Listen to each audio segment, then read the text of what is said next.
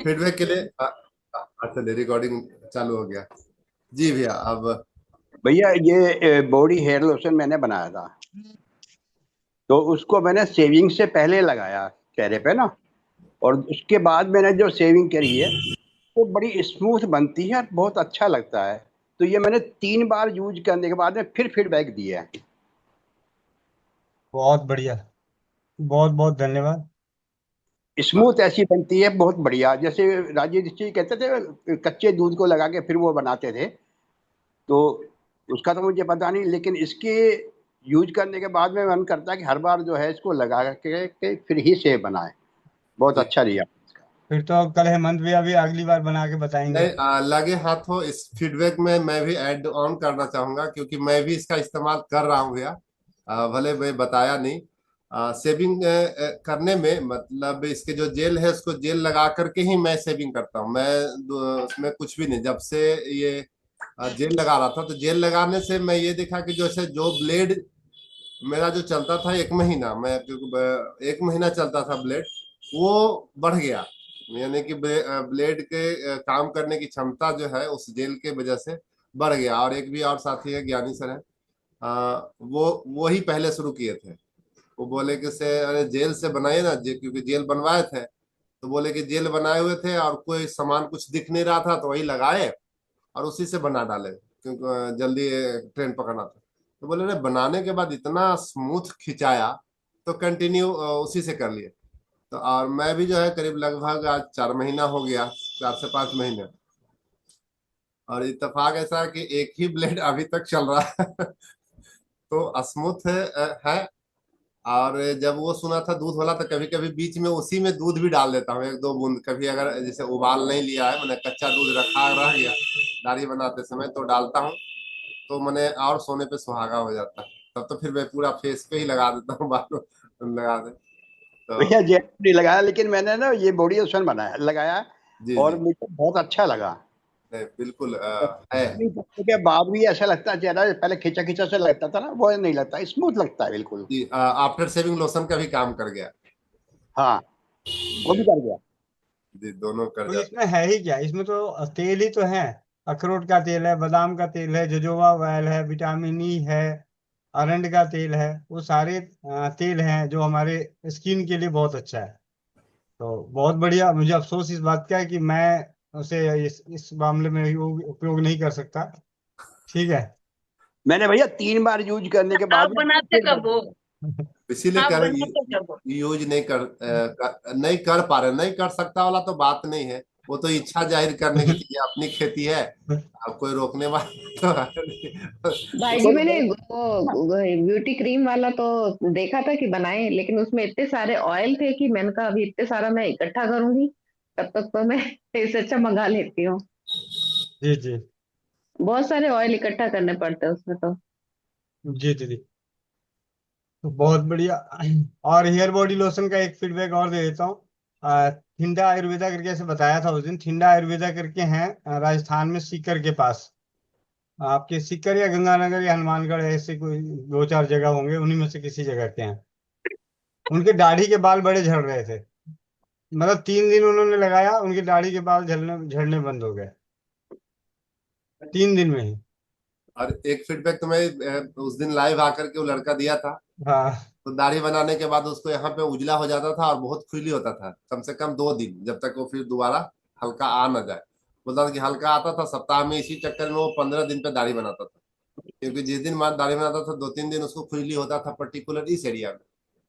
और वो मतलब यूं ही संजोग से लेके गया था ब्यूटी ऑयल। ब्यूटी ऑयल वो लगाया था, ब्यूटी ऑयल यहाँ पे लगाया। बोला 1 दिन और एक ही चोट, दोबारा नहीं। मतलब 1 दिन सिर्फ एक बार लगाया, और वो आया अगले दिन कहने। तब बोला रे, 1 दिन हुआ है ना, कम से कम 1-2 बार दाढ़ी बनाए, उसके बाद फीडबैक दोगे ना तो उत्साह बढ़ेगा। बोला मेरा स्किन है, मुझे पता है कि अब ये नहीं आएगा। बोला एक ही बार में समझ गया। तो बोला हाँ, एक बार लगाने के बाद। और अभी लगभग कितना दिन हो गया, लगभग 2 महीने होने जा रहे हैं। वाकई में वो जब भी आता है तो बोलता है, हमें उससे पूछता हूँ दिखाओ। तो मेरा उत्साह बढ़ा रहा है, ताकि मैं दावे के साथ किसी और को भी इसको परोस सकूं, इसलिए उसे जब भाई जी आप बॉडी लोशन भी बना के और उपलब्ध करवाइए हम लोग को, ताकि एक ही जगह से दोनों चीज मिल जाए। सब चीज है दीदी। ये सब सब जो है वही खोजी हुई चीज है। आज संजू बहन भी आ गई। जी भैया अभी वंदे मातरम भाई साहब। वंदे मातरम, वंदे मातरम। भैया अभी अभी करवा के आए, मैं अभी ट्राई करके और अभी बताती हूँ आपको रिजल्ट। पहले पहले तो नहीं लगाई इन्होंने, जस्ट अभी पहुंचा ही हूँ। अभी बॉडी लोशन या ब्यूटी क्रीम लगवा के दिखाती हूँ भैया। जी जी भैया। जी जी। मौके पे आ गए। हाँ, सुधा पांडे दीदी। राधे राधे भैया। राधे राधे दीदी। हाँ भैया, मेरे वो पतिदेव को ना इस समय शुगर उनका 200 के पार चल रहा है। बधाई हो। और आज बीपी भी 152 है। डबल बधाई। तो फिर क्या करे। और हम अभी इस समय कुछ नहीं देते, वो अंग्रेजी दवा लेते थे वो शुगर वाली। तो हम जब से आपसे मिले थे वही चोपन हम्म में, तो हम्म। आपने बोला था ना इनको शुगर नहीं हो सकता, पर शुगर जब भी जांच होता है तो निकलता है। तो मैंने दवा तो बंद कर दी थी, नहीं दे रही थी अंग्रेजी वाली। और जी उनको मेथी दाना 2 चम्मच रात को भिगो के, मतलब उधर दे रही थी 20, तो ऑपरेशन के समय से छूट गया था, तो फिर इधर हम 20-25 दिन से चालू कर दिए हैं। जी जी। हाँ। लेकिन आज उनका बीपी भी 152 है, और कल सुबह किए थे वो शुगर जांच, तो 178 था। अभी कहाँ पर है वो? अभी तो गांव चले गए। तो फोन करके बोलना कि आधे घंटे ना मेरे को, आप उनको वीडियो कॉल करना, वीडियो कॉल। और वीडियो कॉल। हाँ, 15 मिनट तक बातें करना, बोलना जोर जोर से ताली पीटते रहो। तो भैया वो रात वाले में करवाएं? तो रात वाला तो 2 4 5 मिनट ही होता है। अच्छा, आप तो जैसे वहां से। जैसे बच्चे को पढ़ने के लिए बैठाती हो ना कि बैठ पढ़, 2 घंटा पढ़ना है हाँ ना? हाँ। तो उसी तरीके से इनको रोज सुबह शाम आधे आधे घंटा या 15 15 मिनट अपने सामने ताली पिटवाना। लाइव अच्छा। चला। ठीक है। हाँ। बाकी और चीजें मैं बताता हूँ, जरा संजू दीदी से बात कर लेते हैं। हाँ जी जी दीदी। भैया। जी। भैया पूछो इनसे। क्रीम लगा के आए, ब्यूटी क्रीम लगा के आए, पहली बार, कभी नहीं लगाते मुंह पे कोई भी क्रीम। हाँ भाई साहब, बहुत अच्छा फील हो रहा है। रिव्यू मेरा यही है। जी जी। मैं तो बाई चांस अभी आया ही था सेव करा के, और ये तैयारी बैठी थी। ठीक है जी। बहुत बढ़िया। और इत्तेफाक सब। है, सीताराम हो भैया गया जब ना। अभी राइट टाइम इसका इंफॉर्मेशन दिए, तो आप भैया मैं मौका नहीं छोड़ती भैया, एक भी कोई भी फीडबैक लेने का, चाहे कोई पड़ोसी वड़ोसी हो, बच्चा हो, कोई भी भैया। आज तो आज पर्चा देते हैं। जैसे ही आप कोई काढ़ा वगैरह भी बताते हो ना, तो भी मैं सोचती हूँ हाँ इसको आज रिजल्ट दूंगी मैं। वैसे मैंने संजू के कहने पे नहीं किया आज सेव। हम्म हम्म। मैं रखता हूँ वैसे दाढ़ी आज 1.5 2 साल बाद ही करवाई है सेव। जी जी। वाह, तब तो अब तो हमारा गोविंद भैया भी बना सकते हैं। बस आप पे अब मुझे तो ना नहीं, गोविंद ये तो भाई ने ऐसे ही लग रहे हैं, ऐसे ही अच्छे लग रहे हैं, इनको बनाने की जरूरत नहीं है। ऐसे ही बहुत अच्छे लग रहे फिर इनको हैं। बाबा जी कौन कहेगा। हाँ। भैया एक बात और कहनी थी। जी मेरा ना कुछ साल पहले, करीब 10 साल पहले एक्सीडेंट हुआ था। तो मैं बेड पर रहा था 4 5 महीने, 3 4 महीने रहा था, थोड़ा बहुत चलने लगा था। ऑपरेशन हुआ था घुटने का ना, एक्सीडेंट हो गया था। उसके बाद में जब मैं उठा, थोड़ा सा थेरेपी पे जाने लगा, तो मैंने वहाँ पे ही जो है आंखों का कैंप भी लगता था हर संडे, अभी भी लगता है लायंस क्लब में। तो वहाँ पे मैंने चेक कराया, मैंने किया आंखें कुछ धुंधली दिख रही है। तो वो जान पहचान के थे, उन्होंने चेक किया, बोले शुगर बहुत हो रहा है तेरे को, 295। मैंने कहा मेरे को है ही नहीं शुगर। मेरे हॉस्पिटल में था, जो भी डेली चेक होता था। बोले दोबारा चेक किया, 295। बोले देख। फिर मैंने थोड़ा सा वॉक करने जब जाता था सुबह, तो जामुन का पेड़ मिल गया था, जामुन का पत्ते खा लिए, नीम के मिले तो नीम के खा लिए, अमरूद के मिले अमरूद के खा लिए। मतलब जो खाने लायक पत्ते मिल गए वो सारे मैं खाते रहता। 1 महीने बाद मेरी 295 से शुगर 120 आ गई, बिना किसी दवा के। ये मेरा टेस्टेड है। जी बिल्कुल बिल्कुल, ये जो खाने लायक पत्ते हैं, जैसे सहजन के मिल गए, आपके ये गुड़हल के मिल गए, जो खाने लायक पत्ते, वो एक एक दो दो पत्ते तोड़े और मैं खाता जाता था। नीम के मिल गए, तुलसी के तो सुबह सुबह नहीं तोड़ते बिना नहाए। लेकिन उसका रिजल्ट मेरे को ये मिला 1 महीने में 295 से 120 आ गया। ये मेरा खुद का आजमाया हुआ है। बहुत बहुत अच्छा। दो दो काम कर गए ना, एक मैंने नहीं कहते कि नीम चढ़ा करेला, तो एक वॉकिंग जो शुगर को कम करता है, दूसरा बकरी बनना। ये वॉकिंग करते हुए बकरी पत्ते चढ़ ना जाते हैं, जैसे एक गाल इधर ले लिया एक गाल इधर ले लिया। तो कहा जाता है ना, जब वॉकिंग करो तो बकरी बनो। मतलब अमरूद के मिल गए, बेलपत्र के मिल गए, जो मिलता रहेगा खाने लायक पत्ते वो सब मैं खा लेता था।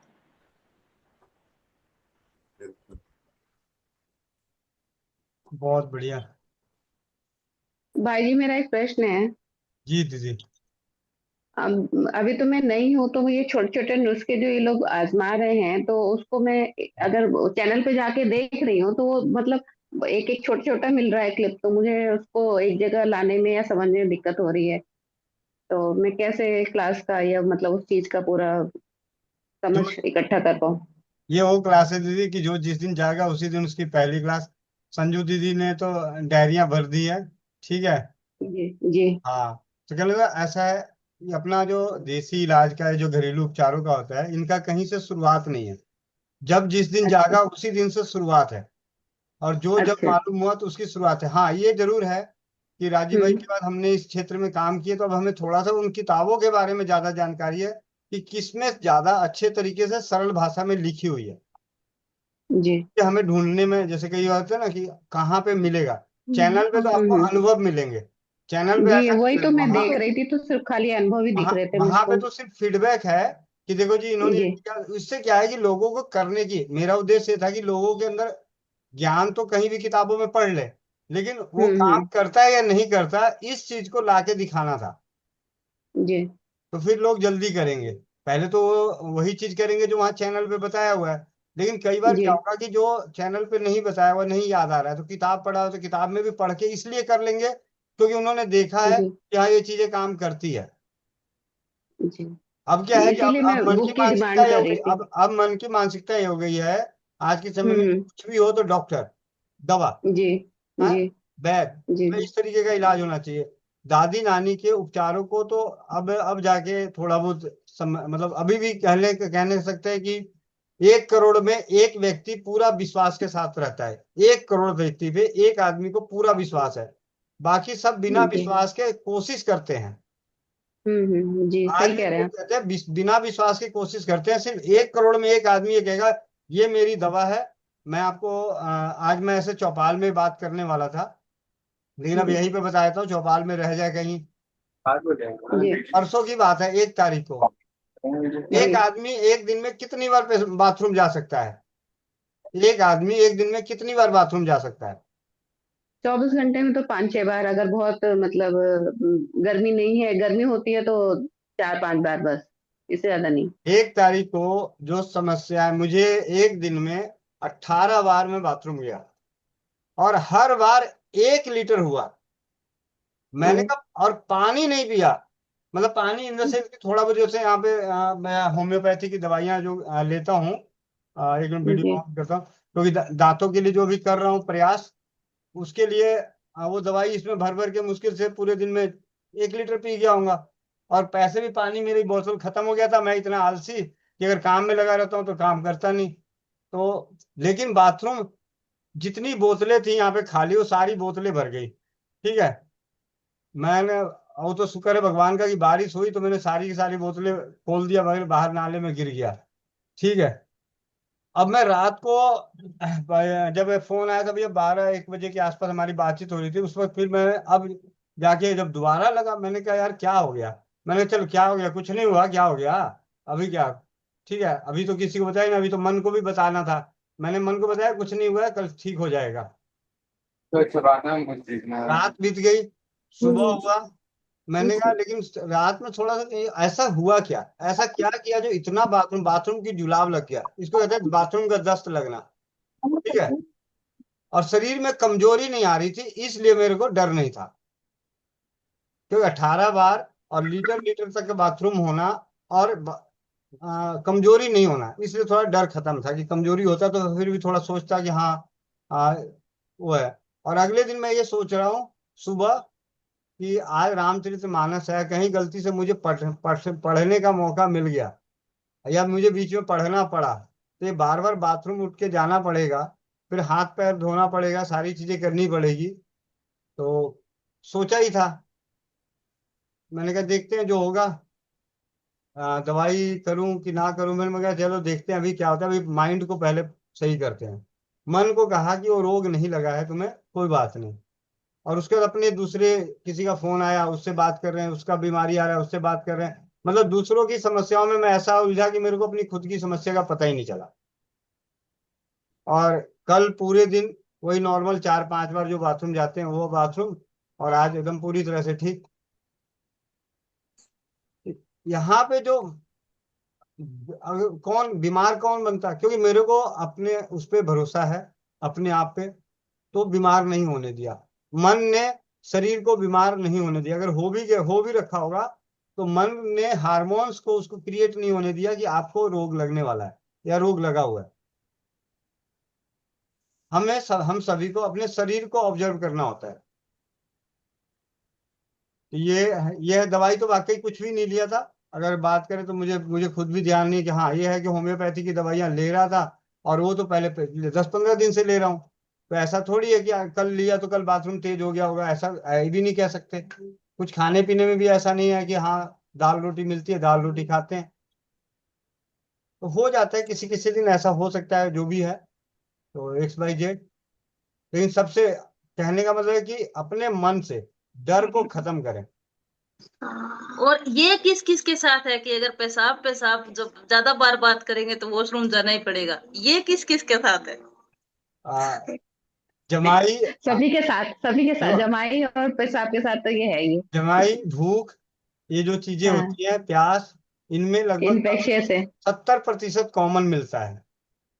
70% ऐसे होंगे कि अगर 100 लोग हैं और 70 लोग बैठे हैं, और एक नशा, अगर किसी ने दूर कुछ जला दिया, बोतल खोल दी, तो जो नशेड़ी है उनकी तलब जग जाती है।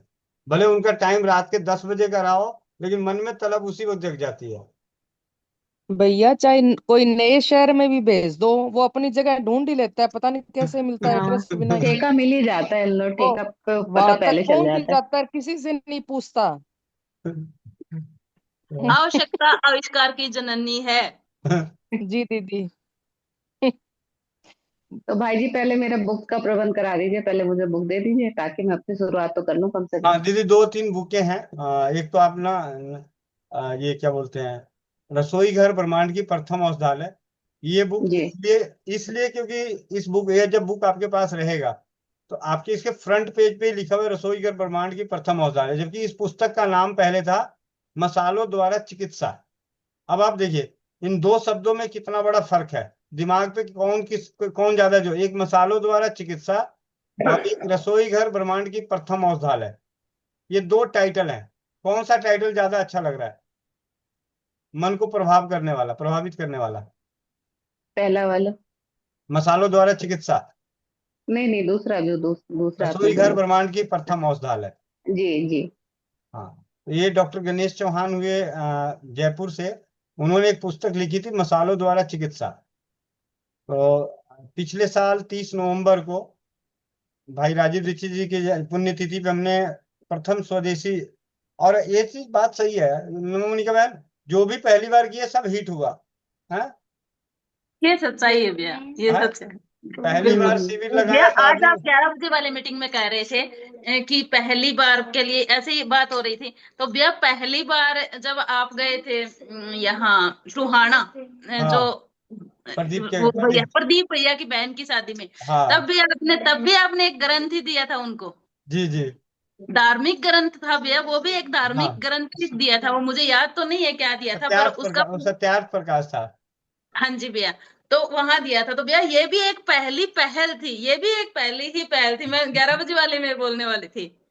तो कहने का तो मतलब जो कि कुछ हुआ वो जय अच्छा, शिविर, बिल्कुल। तो और हमारा पहला पहला, क्या, प्रथम प्रथम विचार गोष्ठी।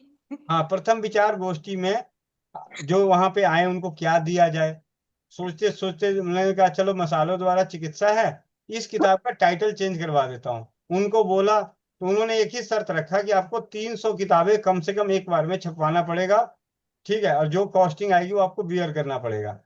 मैंने कहा ठीक है, कोई बात नहीं भाई। हमने कहा 150 लोग तो वहां आ जाएंगे, 150 लोगों को दे दूंगा, 150 मैं बाद में अपना बेच लूंगा। तो इस तरीके से हमने स्वदेशी चिकित्सा की वो उसी किताब का कवर चेंज करवा दिया। किताब वही है, मसालों द्वारा चिकित्सा, लेकिन उसका कवर चेंज हो गया। तो ये है रसोई घर ब्रह्मांड की प्रथम औषधालय, जबकि उसमें और बहुत सारी चीजें नहीं भी है, मतलब हमारे तो रसोई में बहुत सारे हैं, लेकिन एक शुरुआती धनिया, जीरा, सौंफ, हल्दी, मेथी, इनके तो है ही उनके बारे में, और काफी अच्छा है। मैंने उसी पुस्तक में पढ़ा कि कोलेस्ट्रॉल को पूरी तरह से नष्ट करने की ताकत रखती है धनिया, जीरा, सौंफ, और मैंने उसे प्रयोग करा के सिर्फ 7 दिनों में, सात मोनिका जी दिनों ने में। दिखा भी दिया। हाँ जी, हाँ जी। ये मुझे पहली बार गोविंद भैया के माध्यम से प्रथम विचार गोष्ठी में पहली बार गोविंद भैया से 8.5 साल बाद पहली बार मिली थी। हमने बातचीत करते हुए, एक साथ काम करते हुए 8 साढ़े 8 साल हो गए थे, तब मैं पहली बार मिली थी, और मुझे एक्साइटमेंट इतनी थी, और पतिदेव ने हाँ बोल दी थी, मतलब जाने का। हमारे यहाँ से सोनीपत जाना काफी दूरी पे था, और हम सुबह 5 बजे, पौने 5 बजे, 4:30 बजे निकले थे, तब वहां हम 10 बजे पहुंचे थे। तो उस दौरान भैया ने मुझे ये दी थी, वहां मुझे ये मिली थी। एक मुझे मिला था, सर्टिफिकेट भी दिया था भैया ने, और एक ये किताब दी थी।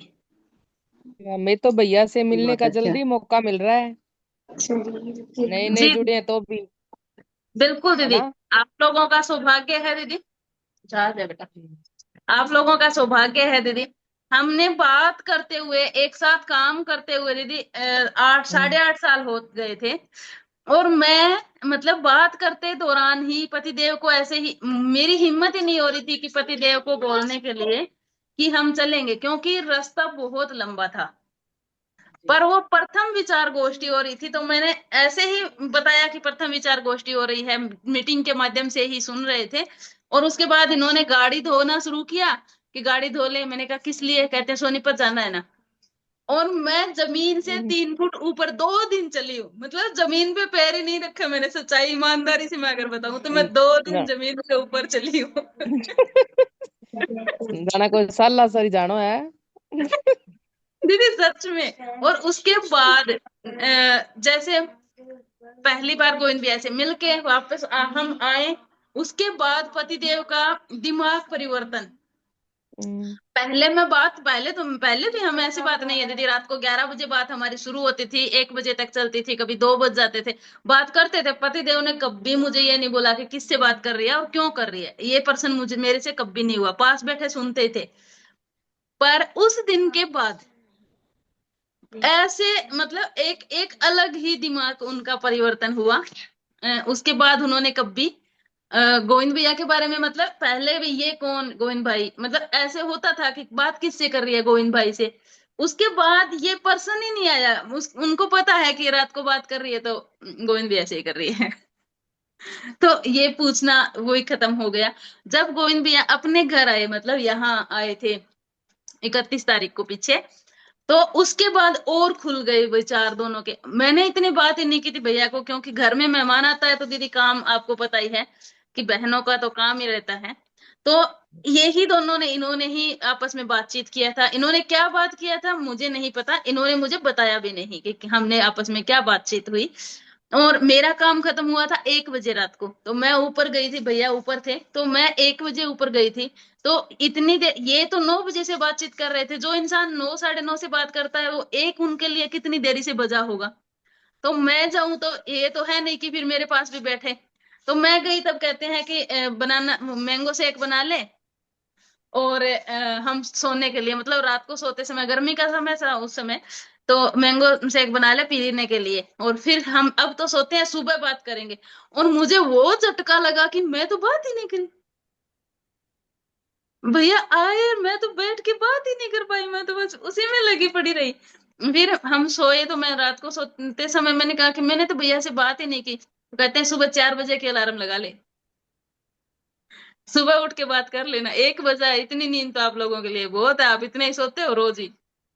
तो सुबह के लिए, तो सुबह मैंने 4 बजे की तो नहीं लगाई, पर सुबह उठ के मैंने कोई काम के हाथ ही नहीं लगाए, यहाँ तक कि मैं नहा के पूजा ही नहीं की। पूजा भी मैंने 11 बजे की थी।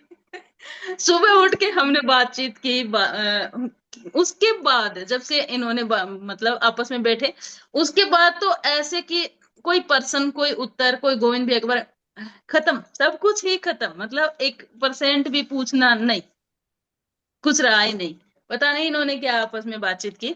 और उस दिन से बाद मैंने गोविंद भैया का एक बात नोट किया, गोविंद भैया मेरे से ज्यादा विश्वास आजाद जी पे करते हैं। मैं मुझे ये ऑब्जर्व होती है बात, कि मेरे से ज्यादा उनको उनके ऊपर विश्वास ज्यादा करते हैं।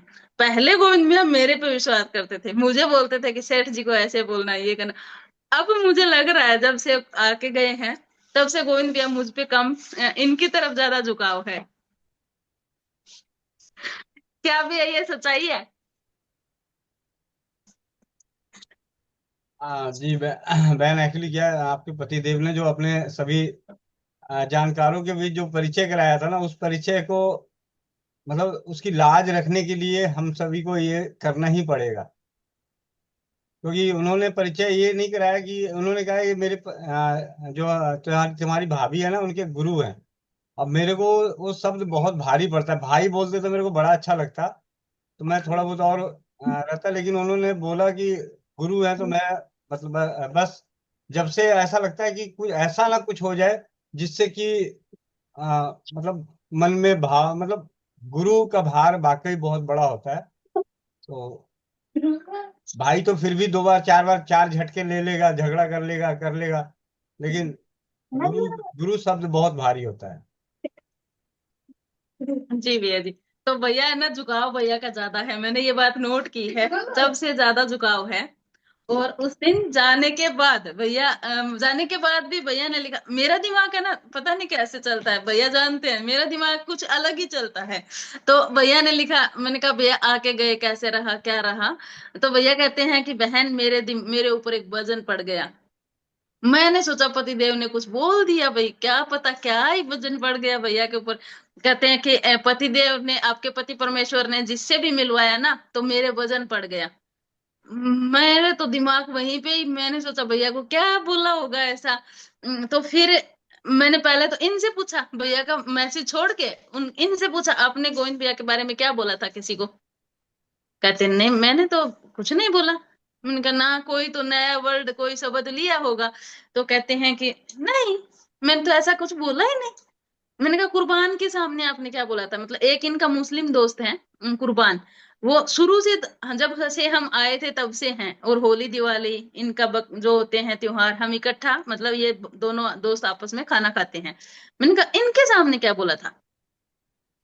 कहते हैं नहीं मैं तो कुछ नहीं बोला। मैंने कहा आपने कहीं गोविंद भाई बोला था क्या? कहा नहीं, मैं गोविंद भाई कैसे बोलता।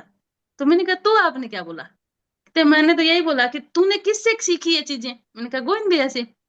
तो वो तेरा कौन? मैंने कहा गुरु। तो मैंने तो वही, इसको भी मैंने परिचित करवाया था, इसी नाम से करवाया कि ये काम करवाने वाले, सिखाने वाले, समझाने वाले, यहाँ तक लेके आने वाले गोविंद भैया हैं। तो ये काम कौन करता है? गुरु। तो मैंने तो वही परिचित करवाया कि ये तेरी भाभी के गुरु है। तो फिर भैया को मैंने मैसेज पे फिर पूछा कि भैया क्या क्या बोल दिया आपने, आपको पति देव ने क्या गलत बोला, क्या कुछ कुछ कहा क्या? भैया कहते अरे तेरा दिमाग बहुत टेढ़ा चलता है। ऐसा कुछ नहीं, उन्होंने जिससे भी परिचित करवाया गुरु के नाम से करवाया, तो अब मेरे ऊपर है ना बहन एक वजन पड़ गया। फिर मैंने कहा भैया मेरे ऊपर वो गुरु वाला मत, कोई शासन मत करना, मेरा तो भाई तो भाई। तो ये बात मैं ऑब्जर्व की है कि जब से भैया आके गए थे ना, तब से भैया का झुकाव उधर ज्यादा है। उसके बाद एक दिन तो भैया दोबारा आए, तो भैया ने एक बात कही कि मुझे पता था कि आजाद जी इस बात को मना नहीं करेंगे, पर मेरे को ना इस पे विश्वास नहीं था। उस दिन तो मुझे लगा ले भाई तो एकदम लूट ही गया।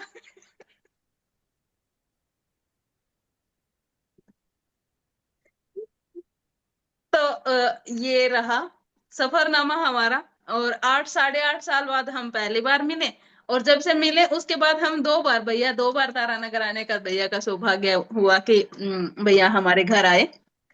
पहली बार आए थे तब तो मुझे लग रहा था कि भैया झूठ बोल रहे हैं, सच्चाई बताऊं तो मुझे लग रहा था कि भैया झूठ बोल रहे हैं, आ नहीं रहे, मुझे ऐसे ही बका रहे हैं कि आ रहा हूँ गुड़िया आ रहा हूँ।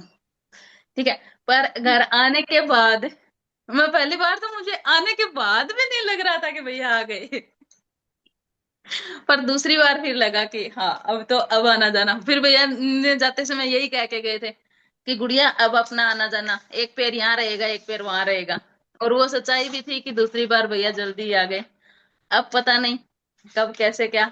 30 नवंबर को तो पक्का ही है, मुझे पता ही है ही उसे। जी भैया। चले मोह माया बांटते हैं, मिलते हैं 8वें चौपाल में। पर ये वाली किताब भैया हमेशा मेरे साथ है, मेरी याद है और मेरे साथ रहेगी। ये मुझे मिली थी पहली बार गोविंद भैया के माध्यम से। एक चीज मुझे बहुत अच्छी और भी मिली थी। वो 1 मिनट दिखाती हूँ क्या, 1 मिनट रुको।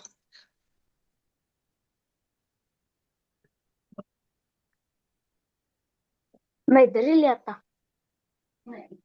तो मैं उधर लेके जाती हूँ। और भाई बहन में क्या है ना गोविंद भाई, मैंने हमारा जो बहन है वो भी हमेशा बोलती है ना कि हमें लगता है हम कुछ भी कर लेंगे ना तो ये मेरे तरफ होगी ही नहीं, कभी मेरे तरफ से नहीं बोलते हैं। मैं बोला अरे तुम्हारे तरफ से होना क्या है, तुम तो अपना आदमी है, जो दूसरा है उसको पटा के रखने के लिए उसके तरफ खड़ा रहना ज्यादा जरूरी है। ये ये देखो। किसका है? ये मुझे वहां पे नहीं दिया था भैया ने। मुझे अच्छा बहुत लगा था, पर भैया ने मुझे वहां नहीं दिया था। इसमें लाइट भी जलती है। वहां पे भैया ने तब तो नहीं दिया था। तब भैया ये आपने किसको दिया था, किसको दिया था ना? एक्चुअली 2 ही पीस, 2 या 3 पीस बने थे। तो एक त्रिलोकचंद जी को दिया था, और एक कमल दीदी को देना था। तो मेरे ख्याल से किसी और को दे दिया, सुमित भाई को दे दिया था। नहीं, सुमित भाई को तो फोटो दे दिया था बड़ा वाला, सुशील भाई को, ऐसे किसी को दे दिया था। दिया था। पर बाद मुझे में फिर भैया ने ये नहीं बाद दिया था, वहां पे बाद तो में मुझे नहीं मिला था। हाँ, बाद में 4 और बना के फिर भिजवाया था सबका। हाँ, बाद में भैया ने मुझे इसको कोरियर करवाया था। तो ये आया था भैया, ये और ये आखिरी सांस तक मेरे साथ रहेंगे। ये वो पहली निशानी है मेरी जो मुझे पहली बार मिली। ये गोल्ड भाई बिस्टिक, ये डायमंड बिस्टिक, ये गोल्ड बिस्टिक, ये डायमंड बिस्टिक मेरा है। ठीक है, मोह माया बांटते हैं, मिलते हैं 8वें भैया जी, चौपाल में। हाँ वंदे जी, मातरम। वंदे मातरम जी। भैया जी बहुत बहुत धन्यवाद। मतलब कैसे हम शुक्रिया आपका अदा करें, समझ में नहीं आ रहा है। आपने जो जो दवा बताया और हम इनको मंगा कर दिए। कल यहाँ तक हुआ कि इनको ज्यादा रात दर्द था, कल की रात तो ये डॉक्टर के पास गए और उन्होंने दवा लिखा एलोपैथ, रात लेकर आए। तो मैं बोली कि दवा खाएंगे क्या, तो बोले क्या हुआ, हम एलोपैथ रात में नहीं खाइए, मॉर्निंग में लीजिएगा। वो नहीं लिए। रात भैया जी वही कैंथरीज बेलाडोना कल से चला, मॉर्निंग से। रात दर्द इनको नहीं हुआ। फिर मॉर्निंग में भी दे दी, और प्याज का रस, कुर्थी का पानी, पत्थरचूर का पत्ता का जूस सब पी लिए। फिर वो दवा सब दी, फिर ऑफिस गए तो एलोपैथ दवा था, पेन किलर ले लिए। बोले अगर दर्द होगा एंटीबायोटिक ले लूंगा। हमें देख लीजिए आप अपना, अब आपको नहीं ये है तो। नहीं तो हमारा तो अगर तहे दिल से ये है कि आप वेट कीजिए, बीमारी आया है लेकिन जाएगा धीरे धीरे। वो पतिदेव दवा लेकर गए। मैं दिन में 2 बार कॉल की, फिर अभी मतलब मीटिंग के दौरान ही कॉल की कि कैसी तबीयत है। बोल रहे हैं कोई दर्द नहीं, हमारा तो जीभी के पास जो दर्द था वो भी हल्का लग रहा है। हम क्या बताएं, हम तो बहुत अच्छे लग रहे हैं, दवा वापस होगा। मैं चलिए बहुत बहुत शुक्रिया आपको खाने के लिए, और भैया जी का बहुत बहुत शुक्रिया मेडिसिन बताने के लिए। और भैया बहुत बहुत शुक्रिया, बहुत घबरा गए थे हम कि पता नहीं, हम तो दिखाने नहीं दे रहे हैं, लेकिन पता नहीं क्या होगा। लेकिन हमको बहुत खुशी हो रहा है कि आपके दवा से।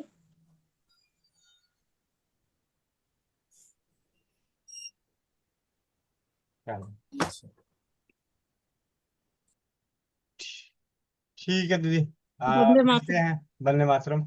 मिलते हैं रात की चौपाल में, बांटते हैं मोह माया। वंदे मातरम। वंदे मातरम भैया।